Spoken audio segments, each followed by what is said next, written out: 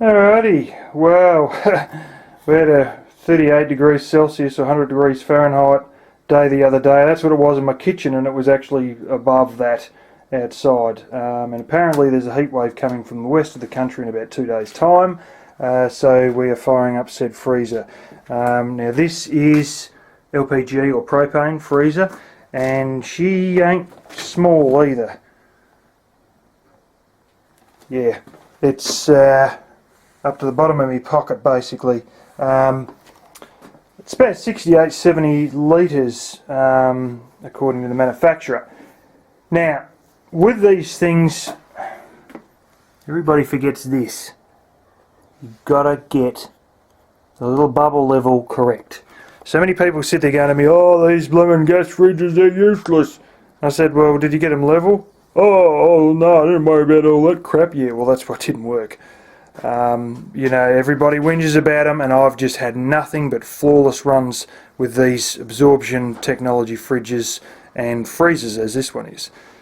Now, you got to get that level, and once you get that level, you put in your little shenanigan, your little fitting into your bottle, and you turn it to open, and then you need to, well, there's this brand of stuff, but you're stupid to buy some, although I did buy some years ago. What this basically is you just need a little sprayer bottle, and you get like dishwashing detergent, like, you know, the liquid that you use for washing the dishes, and put in like 1/4, 1/5 of the dishwashing liquid and the rest water, and you spray it onto this right round there. Now do that up nice and tight and spray it around there, and you look for bubbles and spray it underneath. Look underneath for bubbles after you've turned it on and the pressure's built up in the line.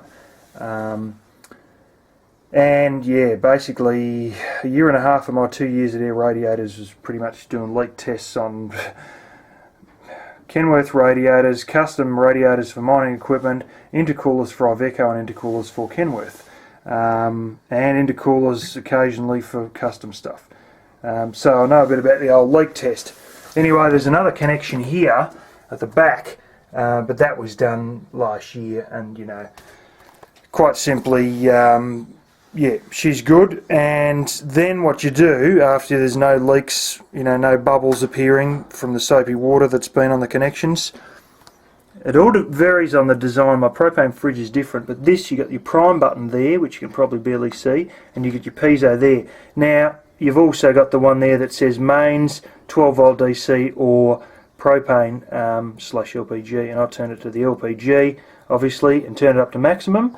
And then what you do is you hold the prime button in for about 20 or 30 seconds, and you try and sniff where the exhaust is there, and you'll end up smelling a bit of propane coming through. And at that point, take your finger off the prime button, give it 20 or 30 seconds to dissipate, and you may even want to, you know, wave a bit of blooming newspaper or something down there where the flame usually is, just to help dissipate it.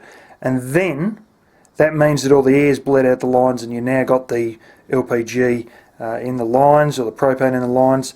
Then you, after waiting for it to dissipate for a bit, you press the prime button again and then click the piezo. Now if you don't do that, because that's sort of what happens with the stupid design of my propane fridge that I didn't quite understand, that you got to flick the knob real quick, and if you flick it too slow, what ends up happening is you throw a flame up, and you just say woof, and she sort of lights up quite a bit of it. And so you let it, you know, take your finger off it for a while to let it dissipate, and then put your finger on it and just start clicking, and before you know it,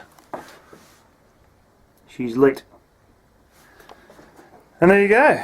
That's the way you get these little things set up properly and safely and have them work, unlike so many people who are whinging to me that they don't work, and I have never had one not work.